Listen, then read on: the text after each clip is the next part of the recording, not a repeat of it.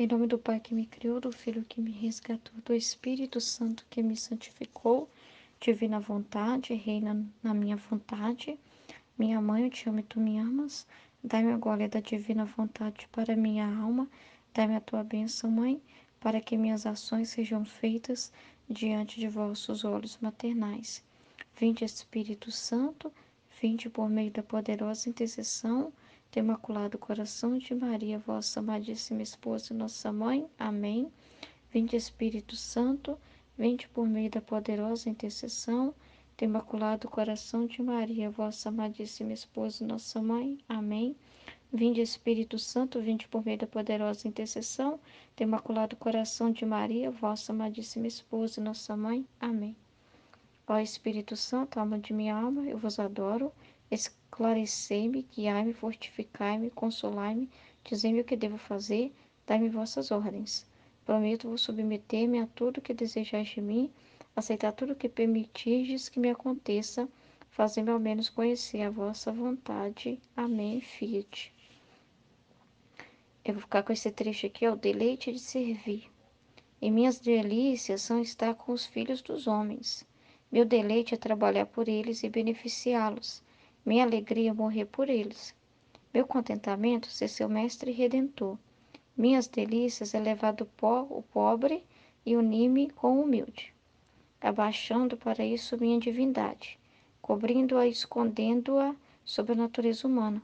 Diminuir-se e humilhar-se, suspender a glória de seu corpo, fazendo-se passível para lhes merecer a amizade de seu Pai, sendo mediador entre sua justíssima indignação e a malícia dos homens, ser modelo e chefe a quem possam imitar e seguir. Estas são as delícias do Verbo eterno humanado. Então aí a gente entende, né? Por que que Jesus, ele veio tão simples, tão humilde. A condição que ele assumiu, a simplicidade lá desde quando ele, né, foi concebido no ventre de Maria, desde o nascimento dele, onde, né, ele conseguiu o abrigo, o lugar que ele nasceu, né, na situação, nas condições que ele nasceu. Aí depois a gente vai pensar na vida dele com os pais, né, na fuga para o Egito, então, injuriado, perseguido desde pequeno, odiado desde pequeno. E toda a vida escondida, depois da vida oculta dele, pensar em tudo que ele fez, em todos os atos que ele fez para santificar os nossos atos, né? Toda a vida dele. Aí a gente entra na vida pública, as humilhações, as blasfêmias, a humildade dele, a forma dele de tratar as pessoas, a forma dele de ser com as pessoas, e depois a sua paixão, tudo que ele passou, todo o sofrimento, toda a sua vida. Então, uma coisa explica a outra, né? Que é como se explicasse do coração dele, né? Falasse assim, que isso é algo que sempre foi. Jesus não se fez, como eu posso dizer, Jesus não se fez pequeno por nós, ele não se fez o menor, no sentido de que ele só foi pequeno porque ele veio nessa condição. Mas aqui ele deixa muito claro que isso sempre partiu da essência de Deus. Ele sempre foi dele isso, da essência dele, esse trabalhar pelas almas, esse amor, esse prazer, essa alegria de beneficiá-los, de morrer por eles. A delícia dele é essa, né? Elevar do pobre, o pobre unime com o humilde. Então, esse Deus é desse jeito, né? O nosso Deus é assim. Então aqui ele mostra claramente como ele sempre foi. Ele não se fez assim, ele veio como ele sempre foi, entende? Então, na humanidade de Jesus Cristo, a gente vê muito da essência do próprio Deus, de como Deus é, de como Deus ama, de como Deus age e de como Deus é na convivência, de como que é o olhar dele, o pensamento, a forma de agir a- com as pessoas. Então ele nos dá assim, pistas que estavam escondidas ali na humanidade de Cristo, estava escondido esse divino, né? Esse divino estava junto, mas esse divino não era visto pelos homens, não era visto esse divino ali. Eles viam o humano. E aqui não, aqui nós estamos contemplando Jesus na natureza humana e na divina. Então nós estamos vendo que não tem diferença nesse sentido, né? Que um complementa o outro, que um justifica o outro, que um explica o outro, que um comunica o outro ser. É incrível. Então você vê que ele não se fez humilde, ele é humilde. Entende? Ele é humilde. Ele é simples. Entende? Ao mesmo tempo que é glorioso, ele é simples. E isso é lindo, porque isso mostra, assim, que uma coisa que eu não sei explicar, sabe? Quando você vê um Deus que se comporta assim, a gente sente assim, nossa, como que pode, né? Um homem tão diferente disso, né? O homem se rebelar contra essa natureza divina, de ser humilde, de ser pequeno, de operar dessa forma, de ter esse carinho conosco, esse amor elevadíssimo. E a gente querer ir contra, né? Como foi falado da engrenagem, né? Querendo ir contra a ordem, querendo ir se rebelando contra essa verdade. Querendo ser mais que Deus porque não quer ser humilde, porque não quer se abaixar, porque não quer ser humano. Não quer ser aquilo que é na essência para tornar o quê? Para abraçar uma outra essência que não existe. Porque essa é a nossa natureza, essa é a nossa verdade. A verdade é que nós somos pó, nós somos o nada. E que nós temos um Deus que é maior que nós e que nos ama como a gente é na nossa pequenez e quer pegar essa nossa pequenez e unir a Ele. Por quê? Porque Ele é assim. Porque é a decisão dele, é a escolha dele fazer desse jeito. Ele quer dar a felicidade que ele é. Ele é a felicidade em pessoa. E quer dar ao homem essa alegria, porque não tem outra alegria, não tem outro contentamento para o homem do que ele está em Deus. Então ele quer levar o homem a essa plenitude dessa felicidade, para partilhar daquilo que ele tem, da essência dele. Ele quer pegar a essência dele e derramar em nós, para que a gente possa mergulhar dentro dessa essência e beber dessa fonte. Isso, não sei o que dizer. Então o que o homem tem que fazer é corresponder a isso. Dizer, Fiat, eu quero, faça-se. Mas infelizmente não é né, quem dera, né? O mundo seria outro. Nós humanos seríamos outros. Então é isso que o Senhor está fazendo. O Senhor traz essas verdades para nós, para a gente acordar e ver e conhecer Deus. Ele deixa se conhecer por nós. Ele quer mostrar tudo para nós. Ele está abrindo os véus aqui. Ele está deixando as coisas assim cada vez mais claras. Cada ensinamento da escola, cada estudo, eu vejo que são véus que vão sendo tirados, são luzes que são derramadas para a gente conhecer melhor Ele. Então, a gente pegar essa engrenagem e seguir em frente e andar conforme a engrenagem dele e deixar-se ir, ser guiado por Ele. Não, para se aprofundar, né, nesse conhecimento, nesse entendimento, né, para isso se tornar vida em nós. É isso. Então, cada ensinamento aqui é ciência infusa, são palavras divinas. É muito claro isso, que isso tudo aqui é um conteúdo divino. Não há só complemento em tudo. Em cada estudo que a gente faz aqui, não tem mistura, não tem nada disso. Só tem um complemento, é uma coisa complementando a outra. Ou seja, a gente está sempre caminhando nessa engrenagem. Não está tendo falha da parte do que Deus está fazendo, não. Às vezes o que pode acontecer é da pessoa mesmo, tu colocar uma chave de fenda, a engrenagem está lá rodando, aí a pessoa, não gostei disso, aí coloca uma chavinha lá e para alguma das pecinhas, atrapalhando o cursar das coisas, embora que a gente não tenha o poder de atrapalhar o custar das coisas, mas a gente pode atrapalhar o nosso progresso quando a gente coloca empecilhos. A gente pode ser aquela peça lá que está no meio, aquela rodinha, que tem que estar rodando junto com as outras, que tem que estar seguindo, e a gente trava. A gente para, esbarra, trava, não acredita ali naquele ponto, questiona tudo e se trava. Né? E isso é ruim para o processo dos outros. Mas, enfim,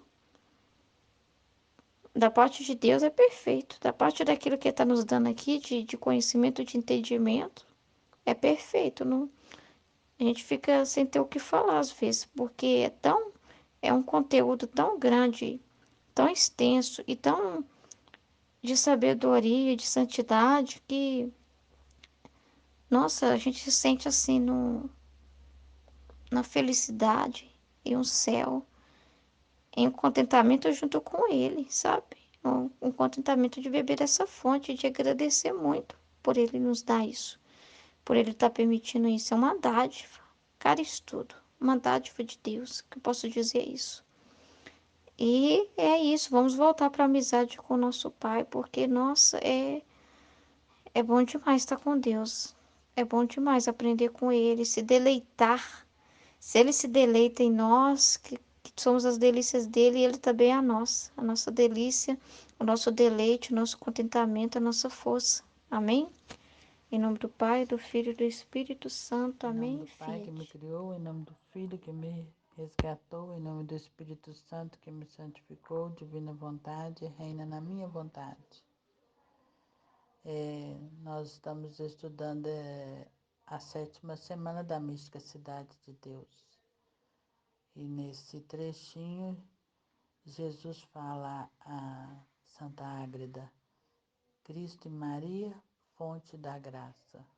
Quando firmava os céus no alto e equilibrava as fontes das águas, quando circunscrevia ao mar o seu termo e punha lei às águas para que não passassem os seus limites. Aos justos chama céu pela habitação que Deus neles estabelece mediante a graça. Por ela dá-lhes estabilidade e firmeza, eleva-os espiritualmente acima da terra, ainda enquanto são viadoras, conforme a capacidade de cada um. Depois, na Jerusalém celestial, lhe dará lugar e recompensa segundo os seus merecimentos. Para eles, pesa e divide as fontes das águas, distribuindo a cada qual com justiça e medida os dons da graça e da glória, as virtudes, auxílios e perfeições de acordo com os desígnios de sua divina sabedoria. Ao ser determinada essa divisão de águas, decretou-se dar à humanidade unida ao Verbo todo o mar de dons e graças que da divindade lhe redundava como unigênito do Pai. Ainda que tudo aí era infinito, pôs a estimar o termo de sua humanidade, onde habita a plenitude da divindade. Por aquele termo esteve ela encoberta 33 anos, a fim de poder habitar com os homens, e não suceder a todos o mesmo que aconteceu aos 3 apóstolos no Tabor. No mesmo instante em que todo este mar e fonte de graças tocaram em Cristo, Senhor nosso, como imediato à divindade, transbordaram em sua Mãe Santíssima, como imediata a seu Filho unigênito. Sem mãe e tal mãe não se dissociam com ordem à suma perfeição os dons de seu Filho. Faltaria este fundamento para a admirável harmonia da estrutura celestial e espiritual e a distribuição das graças à Igreja militante e triunfante. Fiat. Então, quando Deus criou o céu, criou tudo, né? Na criação, estava já presente com ele, Jesus e Maria. Jesus incriado, Deus, junto, né? Ele é Deus é uma das três pessoas da Santíssima Trindade. É a segunda pessoa. Mas Maria era criada, ela foi criada e ela já estava presente. Ela já tinha sido pensada antes da criação do mundo, né? Então, Deus limitou as águas, né? Como ele fala que limitou, para que não tudo não fosse invadido pelas águas. Assim também ele limitou a humanidade, a divindade de Jesus dentro da humanidade, para que ele na redenção viesse humano e não a divindade. A divindade estava dentro do humano. Como eu vou dizer, ela estava represada dentro do humano. Porque se a divindade viesse, Jesus viesse com toda a divindade, com toda a luz dele, nós humanos, né, os humanos não conseguiriam entender a história, né? Seríamos absorvidos por tanta luz e tanta graça e não conseguiríamos entender nada. Então, como ele veio com a divindade dele presa dentro da humanidade dele, nós conseguimos ver um homem e o que o homem fez, o homem Deus, né? E aqui Maria também, ela foi esclarecida, né? Ela sabia de tudo o que ia acontecer, que como ela estava no ato da criação, ela presenciou tudo. Mas quando ela veio presa também, né? Ela veio no humano. Essa parte dessa ciência ficou um pouco obscurecida, porque na hora do sim de Maria, para que houvesse a redenção, para que acontecesse, ela teve o livre-arbítrio, ela teve o direito de dizer sim ou não. Aquilo, naquela hora, era uma decisão pessoal dela. Ela não veio pronta para dizer sim. Assim, ela veio pronta, ela já era toda disposta para aquilo que ela veio. Mas ela teve essa faculdade, né, de poder dizer sim ou não. Ela poderia ter dito não, não, eu não quero naquela hora, né? Era tão novinha, né? Diz que ela tinha acho que 13 anos, no máximo 14, ela podia ter dito não, né? E levar a vida dela do jeito que ela quisesse aqui. Mas ela disse sim. Então, o que fala aqui, que eu entendi, que é a perfeição, né?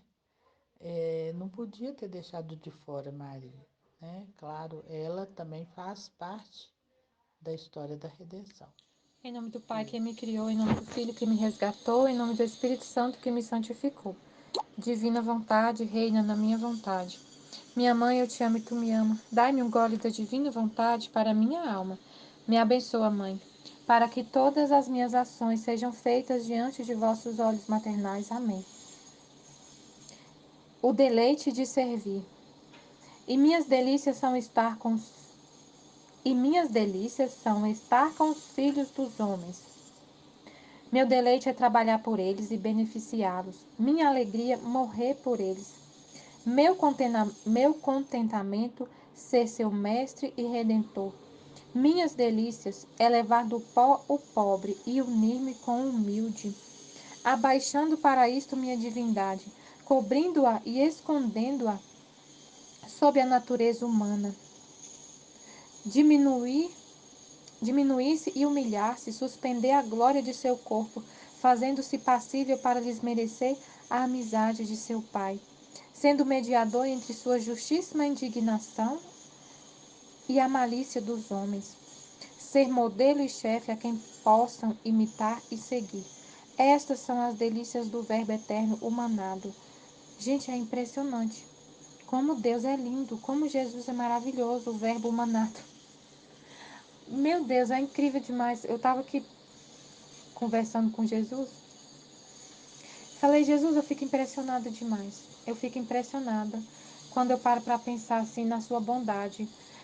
Como pode, por exemplo, uma coisa que eu pensei, eu preciso conversar com o padre lá da minha paróquia, eu preciso conversar com ele. Gente, mas é difícil conversar com ele, muito difícil marcar um horário com ele, achar uma vaga na agenda dele para conversar com ele. É muito difícil.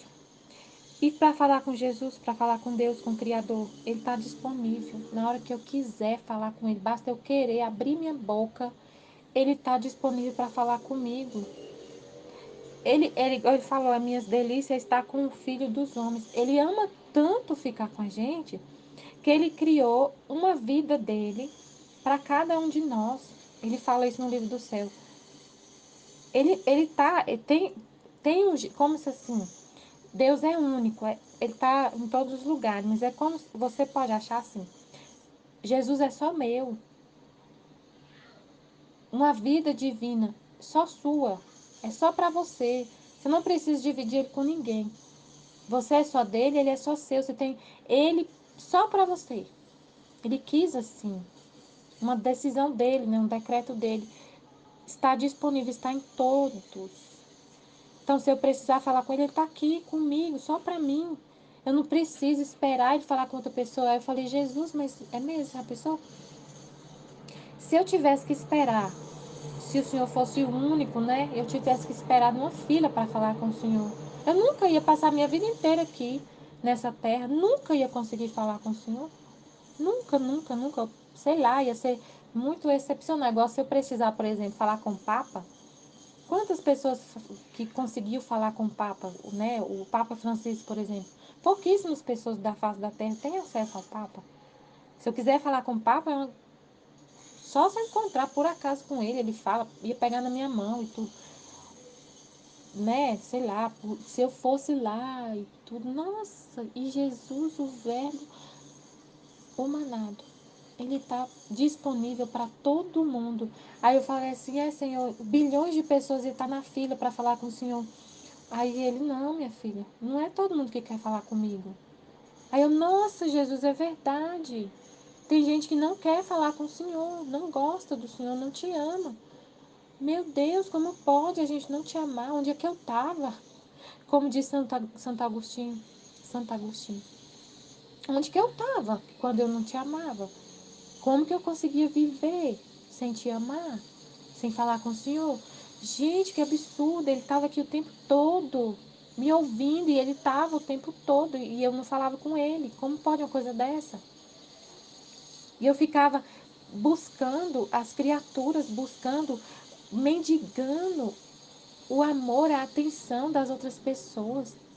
Imagina, olha o que ela fala aqui, a inconsciência humana, bondade incompreensível e eterna. Quão admirada e suspensa fica. Eu fico desse jeito igual ela está. Vendo a imensidade de vosso ser imutável, que sempre ama, comparado com a pequenez do homem. A grandeza de Deus, a pequenez do homem. E entre esses extremos tão distantes, a grandeza de Deus e a pequenez do homem, o vosso infinito amor pela criatura, não só pequena, mas ainda ingrata, eu fico abismada porque, independente da gente amar, da gente querer falar com ele, ele ama a gente do mesmo jeito. Não muda, o amor dele não muda. É impressionante, é impressionante. Impressionante, impressionante. É o que ela falou, bondade, eu fico admirada e suspensa. Suspensa, a gente fica assim, meu Deus, como pode? O Senhor tá com a pessoa sustentando uma vida que tá te ofendendo, que tá fazendo coisa horrorosa no mundo, tá fazendo maior estrago na face da terra, que tem ódio, que só pensa maldade. Essa alma e essa pessoa tá viva porque o Senhor ama ela. Porque a partir do momento que o Senhor quiser tirar ela da terra, o Senhor tira. O humano, né, pensa assim, nós aqui na terra pensa assim, aquele ali merece morrer, tá fazendo pena de morte, matou, tem que morrer. É assim, a pensamento, né, da mente humana, sem Deus. Vingança, e Deus não. Ele fica amando, a pessoa só está viva, só está respirando, porque ele está enviando amor. Ele fala isso no livro do céu. Se você está respirando, É o amor que eu estou te enviando, meu sopro. É minha vida que eu tô infundindo em você e você tá viva. É amor puro, tudo que acontece. Aí, a hora que eu descobri isso, eu falei: ah, Jesus, eu quero te amar desse jeito. Toda vez que eu respiro, então, quer dizer que o Senhor está me falando que me ama? Cada respiro meu é um eu te amo de Deus. Cada respiro meu, ele fala, eu te amo. Aí eu falo, então toda vez que eu respirar, o Senhor fala que me ama, eu quero falar também, eu te amo de volta. Quantos eu te amo a gente fala para Deus? Se a gente fizer isso, tendo essa consciência, né? De que ele nos ama desse jeito, de forma imutável, que ele está aqui comigo o tempo todo. E eu quero corresponder. Então, assim, ela falou que da inconsciência humana, mas na divina vontade, Deus dá essa consciência para a gente. Deus abre essa verdade e é assim, praticamente. Gente, é muito difícil você ler o livro do céu e não amar Deus de volta. É muito difícil. Ele colocou, ele fala isso para a Luísa também, no livro do céu, que essas palavras do livro do céu são assim, tão cheias de luz e de amor, é o amor dele transbordando de uma forma que é praticamente impossível a criatura não se render. Ele fala isso, eu não lembro o trecho, porque eu leio os trechos e eu lembro, assim, ele lembra para mim, mas eu não gravo onde estava, né? Eu sei que eu li no livro do céu. Que o livro do céu é tão lindo assim, não é só que é lindo, é que a palavra é viva, é ele falando. Então, quando ele fala, é praticamente impossível você não transbordar esse amor também de volta. Só se ele fechar seu entendimento e você não quiser. Se você quiser, você vai conseguir ver essas letrinhas de amor, esses corações lá e vai se apaixonar por ele e vai se render. Aí, sobre Nossa Senhora, ela ter o livre-arbítrio, absoluta certeza, ela tem o livre-arbítrio, mas nós aqui, aí eu pensei assim, gente, nós aqui na Terra, com nós, a nossa natureza foi corrompida pelo pecado. E Jesus consegue reverter toda essa situação na nossa alma quando a gente quer. Ele consegue, com a nossa, né, com o nosso sim, e a nossa colaboração de querer, continuar desejando, a nossa alma se purifica de volta e consegue enxergar o quanto ele nos ama e falar para ele, eu quero só fazer a tua vontade. A gente, que não somos, né, a alma imaculada, não é a alma imaculada de Maria. Nossa alma que foi corrompida pelo pecado original, consegue chegar nesse entendimento da divina vontade, de toda a história da criação, do amor de Deus, a gente consegue ver lendo o livro do céu. Lendo o livro do céu, não é só a Luísa que ela via Jesus, ela via, ia no céu, a gente pode pensar, a Luísa entendia, porque ela ia no céu, Jesus via ela, ela via Jesus, né? Ela saía do corpo e ela conseguiu penetrar nesse mistério e falar, eu quero, tudo que o Senhor quer, eu quero. Eu entendi tudo, eu entendi, eu não quero nunca mais fazer minha vontade humana. E nós aqui agora hoje, aqui, lendo esse livro sozinho, sem o sacerdote para nos orientar, a gente consegue chegar nesse entendimento e falar, eu não quero nunca mais minha vontade humana, nunca mais eu quero pecar. Eu te amo, Senhor. Nossa, eu entendi, o pecado é horroroso, a vontade humana sem a sua é horrorosa. Não, não quero não. Imagina ela, gente. Se ela foi feita, a natureza dela imaculada, a alma dela imaculada, a sabedoria que Deus colocou nela, ela é por graça, o que Deus é por natureza. Quando ele falou para ela tudo, na hora ela entendeu tudo. Na hora ela entendeu tudo e falou: não quero a minha vontade, não quero. Então, assim, o que faz a gente, o nosso livre-arbítrio, ela tem livre-arbítrio, igual a gente. O que faz a gente escolher as coisas erradas é porque a gente não conhece tudo, a gente não teve esse encontro com essa verdade. Quando a gente encontra a verdade raciocinando, meu Deus, é lógico, mas é lógico que eu quero ser sua. Lógico, eu entendi, o senhor está me explicando. Eu entendi, eu quero entender, me explica mais, fala mais, Senhor. Quero entender tudo. E já do que eu já entendi, eu já não quero mais, nunca mais fazer a minha vontade, já entendi. Se a gente, na nossa miséria aqui, que a nossa natureza foi corrompida, a gente consegue entender, imagina ela. Claro que ela teve livre-arbítrio, claro. Ela teve plenamente essa consciência. Aí ele fala assim, ó, eu achei interessante também uma coisa que eu estava falando aqui com ele. Eu falei, Senhor, eu olhei para a foto dele na paixão e falei, Jesus, como pode o Senhor falar uma coisa dessa? O Senhor falou aqui, ó, meu contentamento ser seu mestre redentor. Minhas delícias é levar do pó o pobre e unir-me com a humildade, abaixando para isso minha divindade. Diminuir se humilhasse. Ser mediador, ser modelo e chefe. Não, tem outra parte aqui que ele fala. Tá, aqui, ó. Meu deleite é trabalhar por eles e beneficiá-los. Minha alegria é morrer por eles. Minha alegria é morrer por eles. Eu falei, Jesus, como assim? Sua alegria é morrer por nós. Aí eu olhei, como pode o Senhor sofrendo tanto desse jeito? A cabeça colada de espinhos, tanta dor, tanta dor, tanta dor.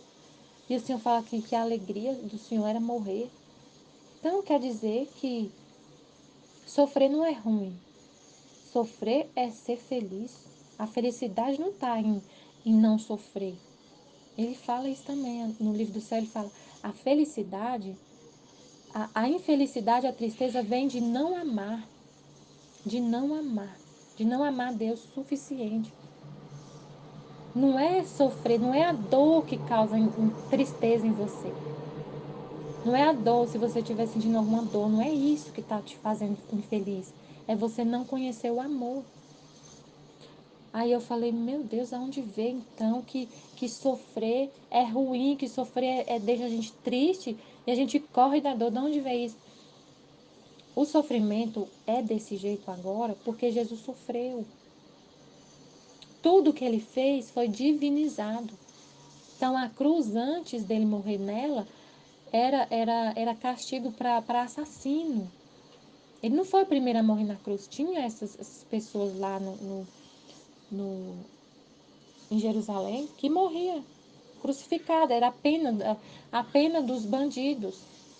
Mas a partir do momento que Jesus se deitou na cruz, ela foi divinizada.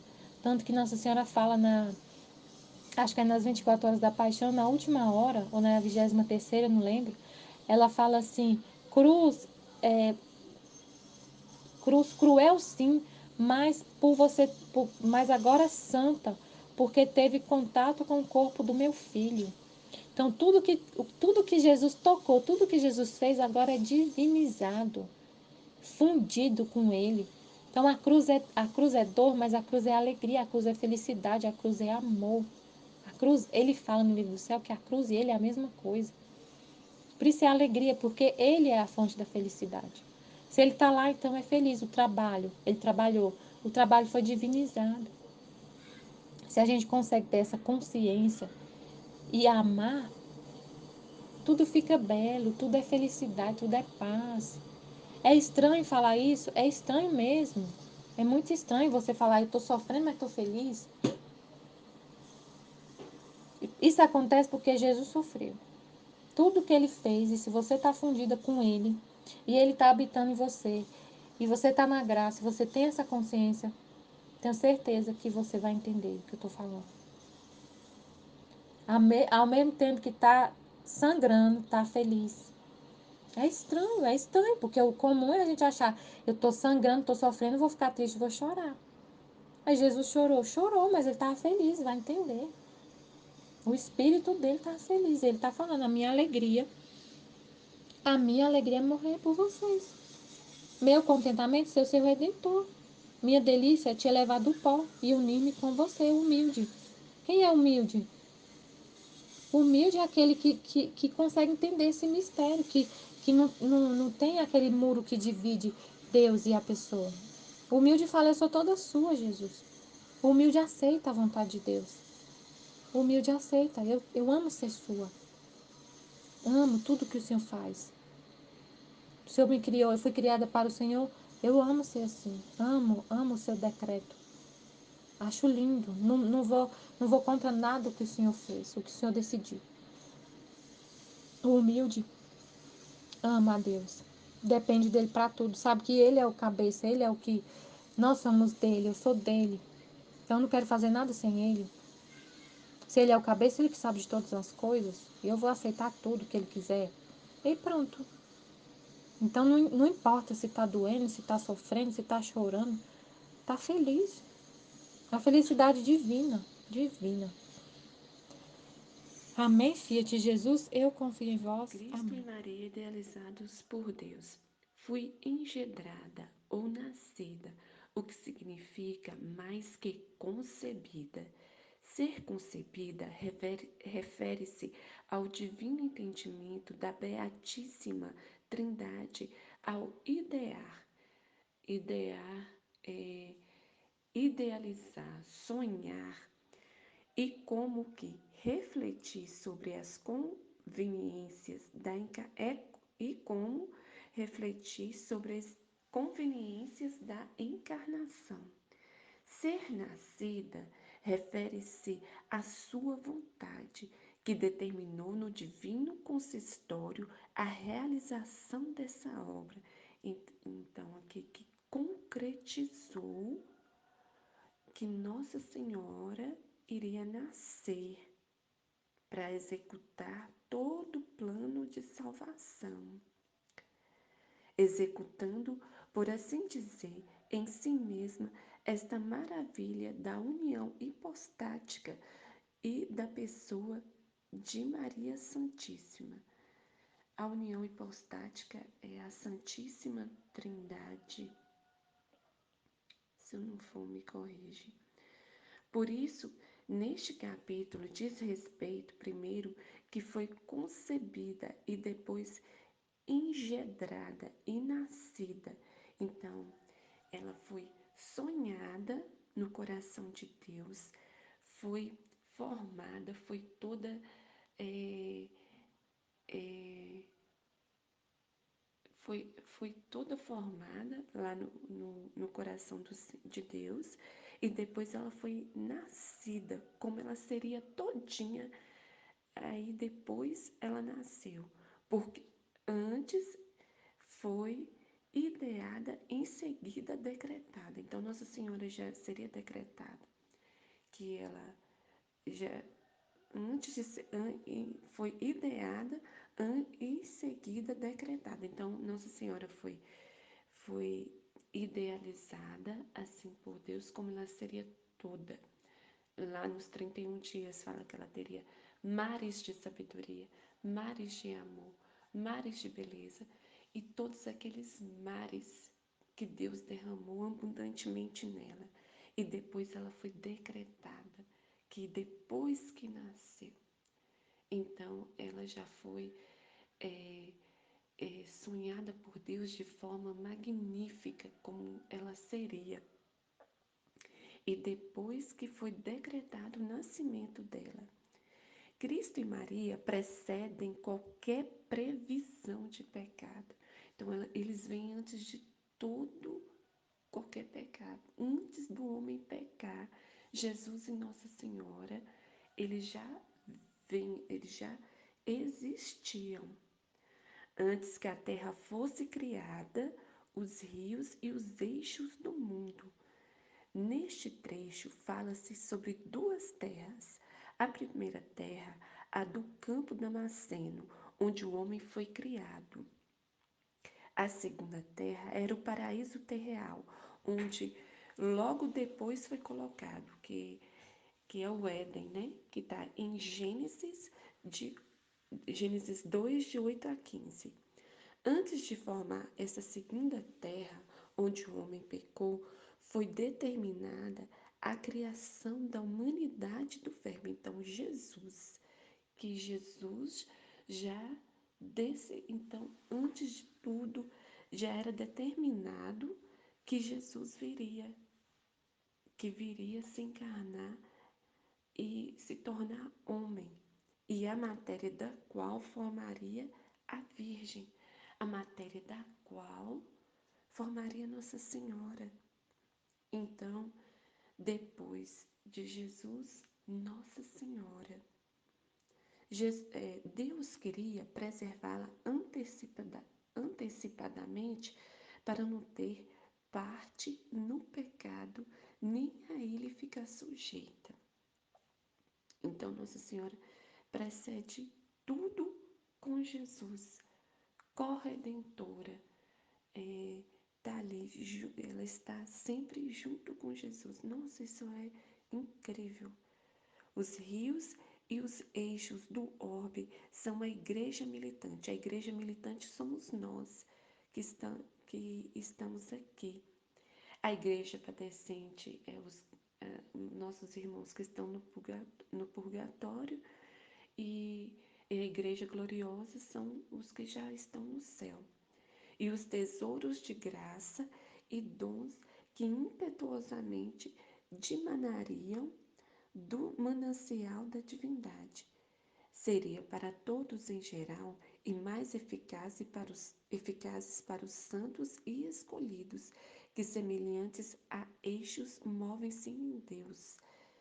Então, todos os santos, todos os escolhidos são eixos que movem, estão presos a Deus, de forma que não tem como desvincular. Eles estão presos a Deus, presos ao seu querer pelas virtudes da fé, esperança e caridade. Então, quem pratica essas três virtudes, a fé, a esperança e a caridade, são eixos presos a Deus. Não se desprendem de Deus. Qualquer movimentar, qualquer coisa, estão presos, ligados a Deus. Vivendo entre os homens, sem se afastar dos eixos em que se apoiam, se sustentam e se governam, caminhando para o sumo bem Jesus, até o último fim, o céu. São também significados aqui os sacramentos, que está em Efésios 27, e a estrutura da igreja, sua proteção, firmeza invencível, formosura e santidade sem mancha e nem ruga. Isto está figurado naquele orbe e correntes de graça. Orbe, Jesus, a igreja está sobre o governo de Jesus Cristo. Este orbe é Jesus que governa a igreja. O governante está sujeito a um governante só. Então, este orbe aqui é Jesus, governante da igreja. Antes que o Altíssimo preparasse e ordenasse este orbe e corpo místico, de quem Cristo, nosso bem, seria a cabeça, decretou a união do Verbo à natureza humana. Então, antes de tudo, já tinha sido decretado que Jesus iria se encarnar, seria homem, e a criação de sua mãe. Então, tudo já foi idealizado por Deus muito antes de tudo, antes do pecado, antes de qualquer falha. Tudo Jesus e Nossa Senhora já estava determinado que eles viriam, que eles viriam, por cujo meio a cooperação realizaria estas maravilhas no mundo. Então, tudo foi Nossa Senhora, Jesus e Nossa Senhora foi idealizado antes de tudo que existiria no mundo, antes do pecado, antes do homem cair, antes do homem vacilar. Tudo é Jesus e Nossa Senhora é que já estava determinado que tudo aconteceria. Amém, Fiat.